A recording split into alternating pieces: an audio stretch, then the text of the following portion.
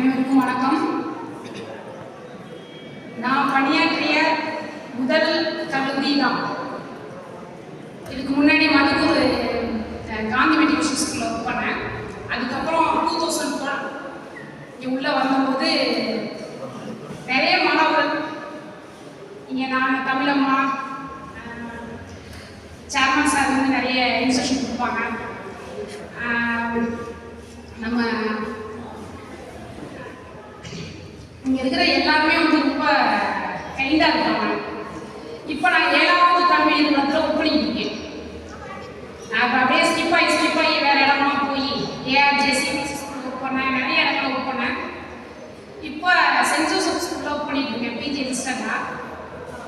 நிறைய நல்ல விஷயங்கள் நம்மளுக்கு வந்து சொர்க்கம்.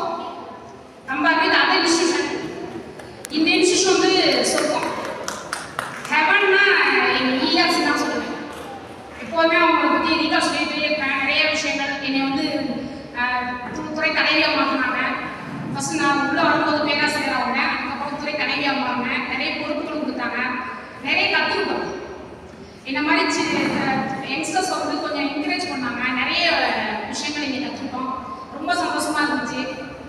அதே மாதிரி மாணவர்களும் இன்னமும் எங்ககிட்ட வந்து அட்வைஸ் கேட்டுக்கிட்டு நிறைய விஷயங்கள் கற்றுக்கிறாங்க. அது ரொம்ப சந்தோஷம். அதுக்கப்புறம் நான் பல கல்வி நிறுவனத்தில் ஒர்க் பண்ணியிருக்கேன். இருந்தாலும் ஏனாதி ராஜப்பா அதை வந்து அந்த 2 மாற்று கருத்து இல்லை, அவ்வளோ சந்தோஷமாக இருந்தது. இப்போவும் அந்த ஸ்டூடெண்ட்ஸ் வந்து எங்கள்கிட்ட கண்டினியூவாக எங்கள்கிட்ட ஐடியா கேட்குறது, இப்போ லைஃப்பில் நாங்கள் அடுத்து என்ன பண்ணலாங்கிற ஐடியா சொல்கிறது, இன்னமும் அந்த பாண்டிங் எங்கள்கிட்ட இருந்துட்டு இருக்கு. அப்படின்னா இந்த இஆர்சியோட வளர்ப்புகள் தான். அது ரொம்ப சந்தோஷம். அதே மாதிரி தமிழம்மா வந்து எங்களுக்கு நிறைய அட்வைஸ் பண்ணுவாங்க அப்போ நாங்கள் இருக்கும்போதே. அதுக்கப்புறம் கொஞ்சம் கொஞ்சமாக படிப்படியாக அப்படியே கொஞ்சம் கொஞ்சமாக இங்கே வேறு இடத்துல நாங்கள் போனாலும் எங்களோட பாண்டிங் அதுவும் இப்போ 7வது ராஜப்பா முன்னாள் பேராசிரியர் ஒரு வாட்ஸ்அப் குரூப் ஆரம்பித்தோடனே எங்களுக்கு ரொம்ப சந்தோஷமாயிடுச்சு. அப்போ நிறைய பேரோட நம்ம பேசலாம், நிறைய பேர் மிஸ் பண்ணுறோம்.